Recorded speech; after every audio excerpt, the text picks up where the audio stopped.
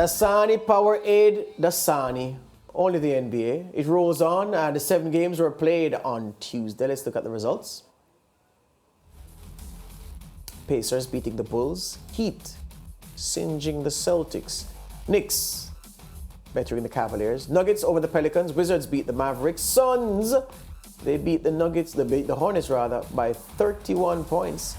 And the Lakers went down to the Clippers. Now, that battle for Los Angeles was the highlight of Tuesday's schedule. The Clippers had the chance to continue a most fantastic run against the Lakers, which had yielded 31 wins and only 7 losses over the last 10 regular seasons. Win. Your final score in this one, 133 to 115. Paul George goes for 27. LeBron for 46.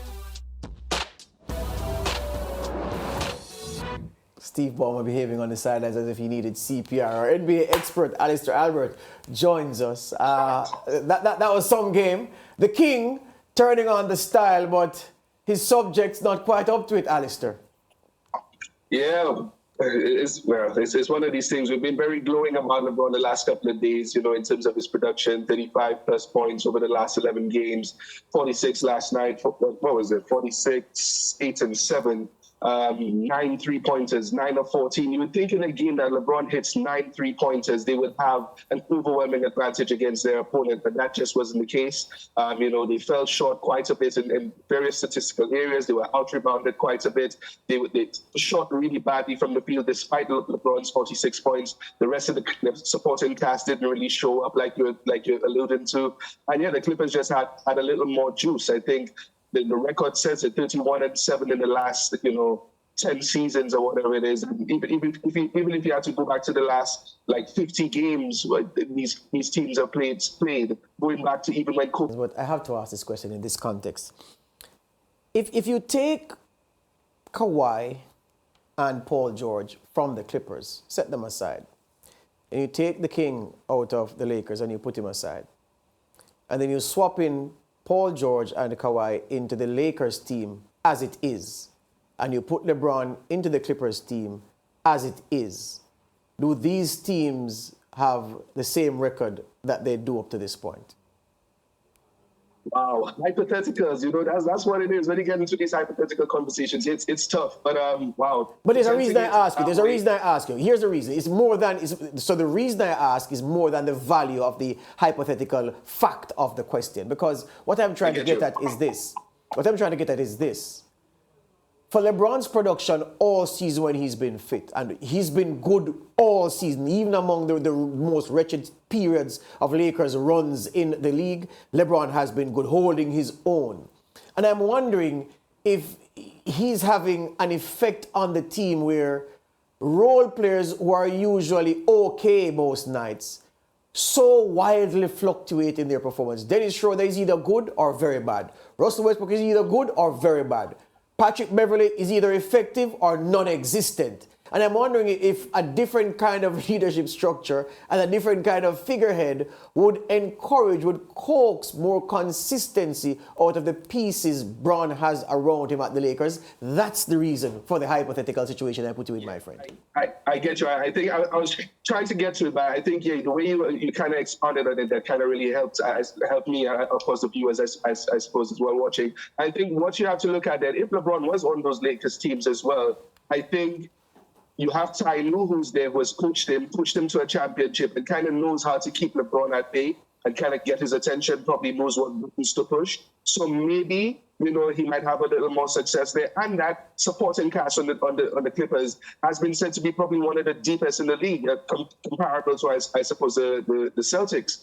So, coming into this season, I had the Clippers as the ones to probably come out of the West, with their depth. Kawhi and Paul George hopefully healthy and all that sort of stuff. So yeah, if you take them out and put LeBron there and having that depth around it and guys who are switchable and versatile and everything, I think you'd probably have some really good games and probably a little more success. Paul George and Kawhi onto that other team, who knows? They don't have the strong coaching maybe like getting it from Ty Lue. But then again, maybe they might be healthy. Who knows?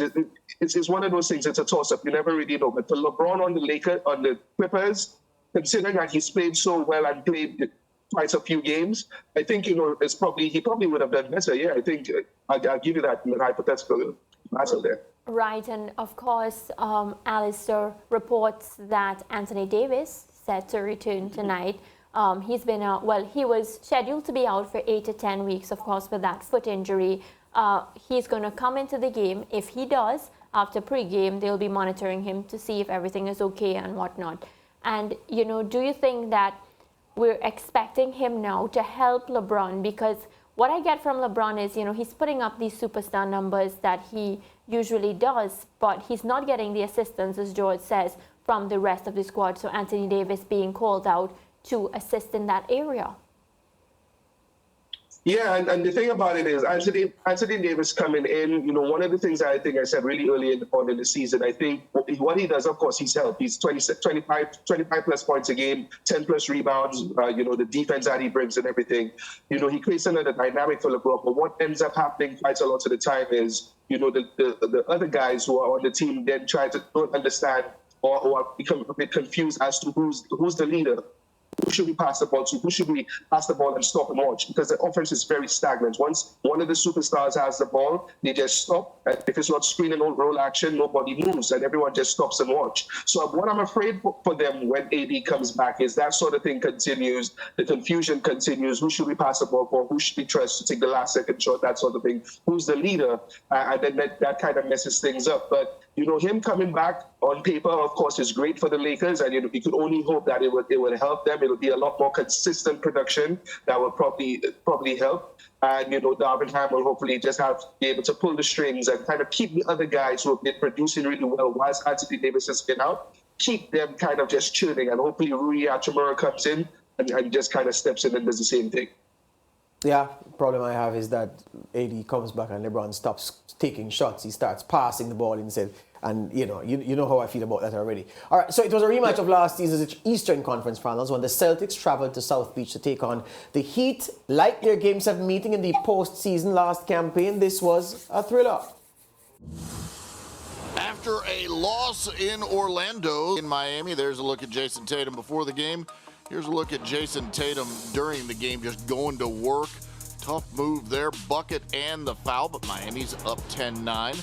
Kyle Lowry to Max Strus for the three. Strus had 13 points in the opening quarter. Still first quarter, Jason Tatum now working on a step back, and that works wonderfully.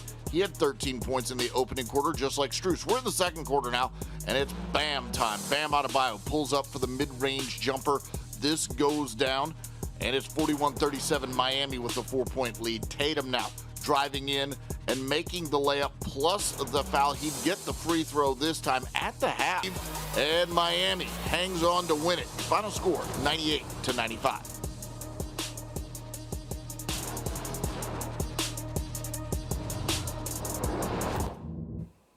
Yeah, so Mariah, Bam. Yeah, well, Bam Adebayo was so good, and it was to the point where Coach Eric Spoelstra was making the case, and he says he doesn't always do this, but Bam Adebayo looking like an NBA All-Star, Alister.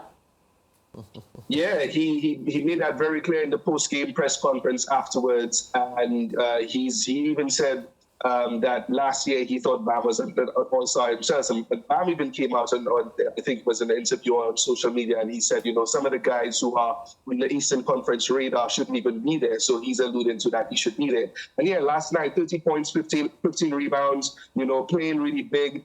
I thought this game was the one where Miami had to win it. They did what they were supposed to do. The Celtics didn't. Have a lot of their guys. Jaylen Brown was resting, Brogdon out for personal reasons, Horford back stiffness, Marcus Smart is out for 1 to 2 weeks with an ankle sprain. So Bam Adebayo, without Jimmy Butler, I think we had a segment previously a couple of weeks ago where I said, I need more from Bam. He needs to be that explosive. He needs to be a lot less finesse and a lot more aggressive. And last night, that's what he did. And I think he took advantage of a short-handed team and led them to a win. And that's exactly what you need to do, especially if you want to be an all All-Star.